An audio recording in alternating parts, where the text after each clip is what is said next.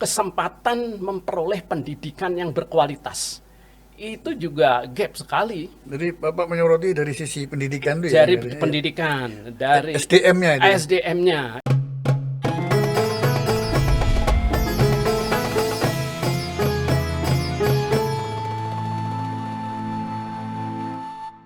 Ya, menurut saya sesungguhnya ada. Sesungguhnya ada. Karena kita tadi sudah sampaikan bahwa modal sosial kita ini cukup besar. Banyak kader-kader pemimpin yang dilahirkan oleh katakan organisasi-organisasi apakah kepemudaan ya, organisasi kepemudaan ini bisa ada yang nasional, ada yang agama. Itu saya kira potensinya ada. Mereka belum tercemar oleh sistem dari mahasiswa-mahasiswa di berbagai kampus. Saya kira itu ada. Cuman memang peluang untuk tampil itu terbatas karena di sistem di Indonesia itu masih ada budaya paternalisnya juga masih ada budaya paternalis. Jadi selain budaya paternalis itu sistem kepartean itu apalagi kalau dengan sistem kepartean yang terbatas partai-partai besar yang bisa mencalonkan dan kurang diberi peluang yang luas, ya itu saya kira sulit muncul. Tapi saya kira bisa ke depan. Tadi Bapak bilang ada sistem paternalistik tadi itu ya. Nah, menurut hemat Pak Prof ya, apakah tidak mungkin misalnya ulama melalui ijtima ulamanya menjaring calon-calon yang tumbuh dari umat ini, Pak, pemimpin-pemimpin ke depan itu, Pak? Saya kira melalui ijtima ulama itu bisa juga ya. Ijtima ulama itu bisa juga. Karena para ulama ini kan memilih. Maaf saya potong, daripada ulamanya nanti berada di mana-mana. Kan sekarang tuh sering para kiai itu bilang, ya memang ormas ini tidak kemana-mana, tapi ada di mana-mana. Ya. Ini kan akhirnya akan tidak menyatu kita, Pak. Tidak bisa menjaring satu pemimpin, apalagi untuk menyongsong 2004 nanti ya, pemimpin nasional yang mengerucut pada satu yang betul-betul menjadi cita-cita umat itu. Ya ini memang tantangan ya. Itu satu tantangan yang dihadapi umat kita ya. Saya kira sejak dulu ya. Memang pengalaman pernah ya kita menyatu ya potensi politik Islam itu menjadi satu ya. Masyumi dulu ya. Tapi setelah itu terpecah-pecah. Karena mungkin Indonesia terlalu besar ya, terlalu besar, banyak potensi yang. Tapi di masa Orde Baru kan disatukan sampai 3 partai. Itu 3 partai, tapi itu dengan by force ya, dengan by force. Kalau kita menggunakan tidak demokrasi murni, tapi model kayak demokrasi terpimpin, demokrasi ya model Orde Baru ya, itu ya bisa saja. Bisa jadi ya, tapi ya memang cost-nya pada satu saat ketika ketidakpuasan rakyat itu tinggi, akan terjadi revolusi itu di pengalaman di Orde Baru. Dan ketika Indonesia demokrasi terbuka bebas-bebasnya, ya ini memang antara satu dengan lain muncul banyak dan ini sulit untuk menyatukan.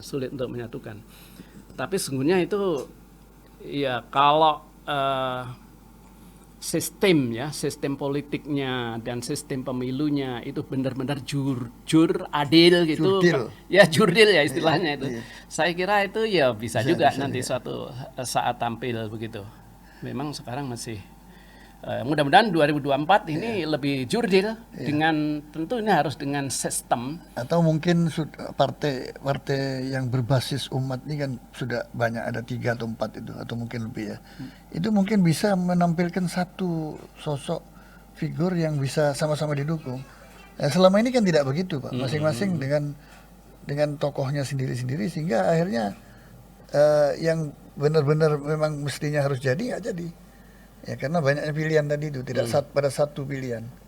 Ada yang mengatakan begitu, menurut Pak Prof gimana? Ya itu mungkin saja, tapi untuk secara sosiologisnya ya di Indonesia itu saat ini belum memungkinkan ya. secara sosiologisnya ini ditinjau dari pembelahan, dari pembelahan ideologi ya, dari pembelahan ideologi kelompok Islam ini kan terpecah-pecah ya, terpecah-pecah. Ini yang tantangan yang masih sulit ya untuk disatukan. Bukan berarti tidak bisa, tetapi kalau ada figur yang dia bisa dilihat oleh berbagai kelompok, itu figur yang tepat, saya kira satu saat akan bisa. Pendekatan yang paling efektif untuk itu, Pak Prof? Ya, memang pendekatan yang paling efektif pertama itu harusnya yang dibawa itu isu-isu, jangan isu agama itu menjadi agak sensitif ya, tapi isu nasional. Ya, problem kita ini kan sekarang ekonomi. Ya, kita mungkin cari tanda petik tokoh yang bisa menyelamatkan ini ekonomi. Iya, betul. Ekonomi bangsa dan negara ini. Betul. Nah, itu gimana menurut Bapak itu? Saya kira itu tepat. Jadi isu yang dibawa memang harus isu-isu ekonomi, kesenjangan sosial yang makin melebar, kepemilikan sumber-sumber daya ekonomi yang juga tidak adil. Tidak merata tadi Bapak. Tidak merata. Ini harus dicari tokoh yang dia bisa berbicara dari sudut ekonomi ya, dari sudut ekonomi, menggambarkan figur yang dia menguasai betul sistem perekonomian. Saya kira itu bisa saja, dan dia tentu tidak hanya aspek ekonomi, dia juga bisa bicara soal bagaimana menghadapi tantangan-tantangan yang sifatnya internal ya, itu friksi-friksi yang ada di dalam, dan juga eksternal.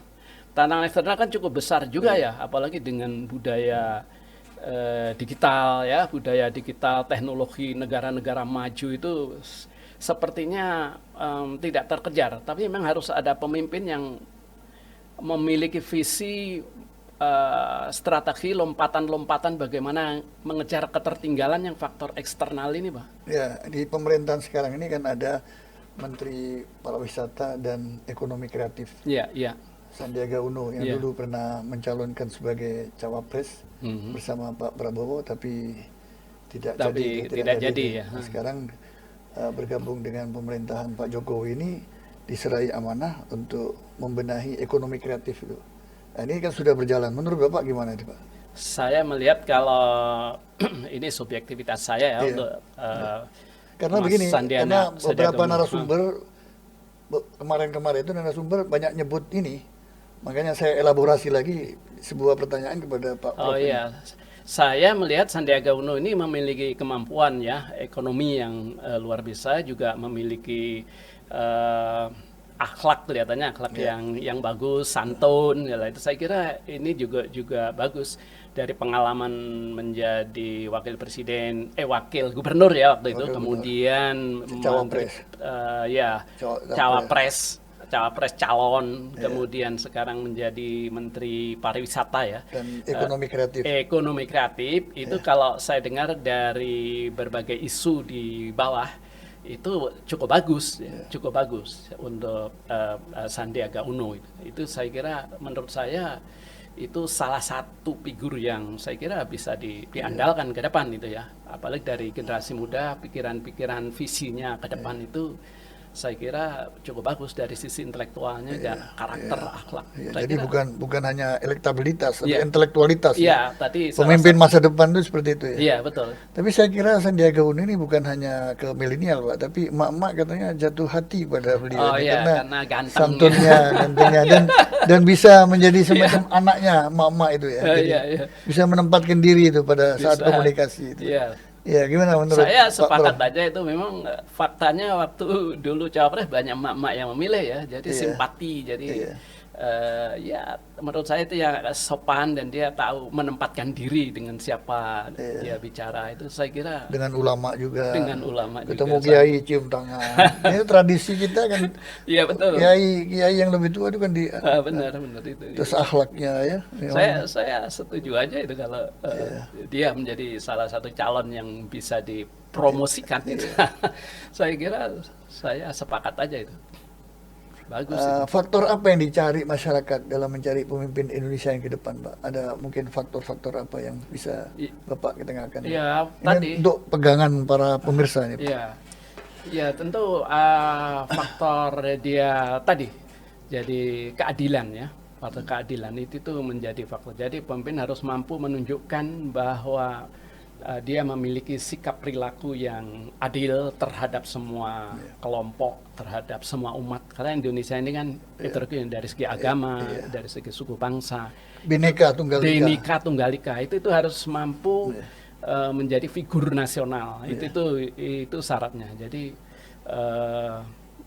kalau itu bisa terpenuhi, saya kira itu salah satu yang penting ya. Jadi kepentingan nasional itu di atas kepentingan kelompok, di atas kepentingan kelompok maupun pribadi, dan itu sudah harus ditunjukkan sejak muda ya. Jadi gerakan-gerakan yang dilakukan adalah untuk kepentingan bangsa itu. Menurut Bapak pemimpin nasional ke depan itu harus muda, Pak ya? Setuju itu, Pak?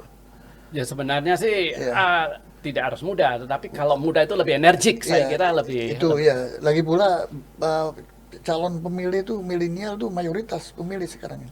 Iya. Dibanding kaum tua. Jadi kalau bisa kena di hati kaum milenial, insya Allah banyak jadinya. Itu. Tapi menurut Bapak gimana itu?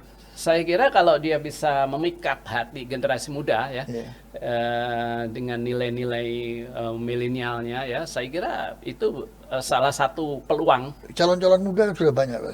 Selain Pak Sandiaga Uno, ada Anies Baswedan, ada Kang Emil dari Gubernur Jawa Barat, ada Pak Mas Ganjar dari Jawa Tengah, kan ini muda semua. Muda semua ya. Dan itu saya. Ada Puan Maharani kan juga masih muda. Nah, ini kan muda semua nih. Ini kan berpeluang semua. Berpeluang, saya kira itu berpeluang. Tinggal semua. Bagaimana elektabilitas dan intelektualitasnya beradu di situ nanti. Itu saya kira sependapat saya bahwa yang muda itu lebih energik ya, artinya lebih energik, semangatnya masih besar, dan istilahnya heroismenya menjadi pemimpin saya kira masih lebih dibanding yang tua gitu ya, meskipun pengalaman negara-negara lain ya, ada negara yang dipimpin oleh orang tua, ada yang muda. Itu relatif. Sebetulnya nggak ada persyaratan. Nggak ada persyaratan itu.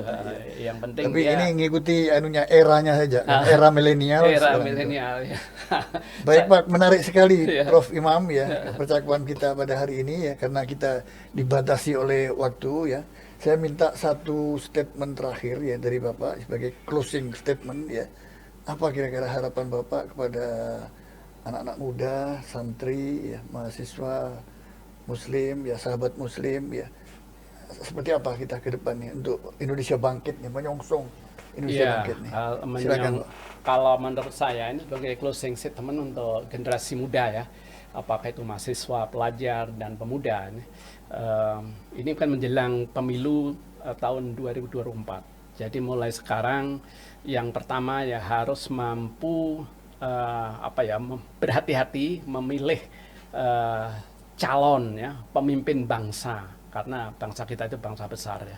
Begitu kita salah memilih ya tentu bangsa ini 5 tahun harus nunggu 5 tahun harus nunggu 5 tahun untuk memilih pemimpin yang tepat. Tentu harus banyak diskusi antar generasi muda ya. Harus diperbanyak diskusi yang terkait dengan ya kaitannya bagaimana mengelola bangsa ini. Itu generasi muda juga harus sadar, dan kita juga harus mempersiapkan diri tahun-tahun berikutnya itu. Saya kira itu. Baik, terima kasih, menarik sekali. Saya sampaikan jazakumullah khair kepada Pak Prof. Imam yang sudah memberikan wawasan dan berbagi pengalaman kepada kita semua. Sahabat Muslim ngobrol bareng ulama dan cendekiawan Muslim. Sampai di sini kita akhiri percakapan kita dengan Prof. Imam ya.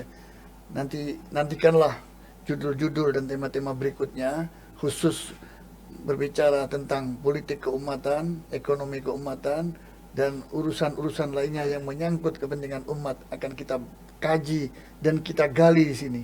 Karena itu jangan lupa subscribe dan menjadi follower ngobrol bareng alim ulama, cendekiawan dan dai-dai muda. Terima kasih atas perhatian Anda. Haim Baharun, saya selaku host menyampaikan permohonan maaf. Wabillahi taufiq wal hidayah. Wassalamualaikum warahmatullahi wabarakatuh. Waalaikumsalam warahmatullahi wabarakatuh.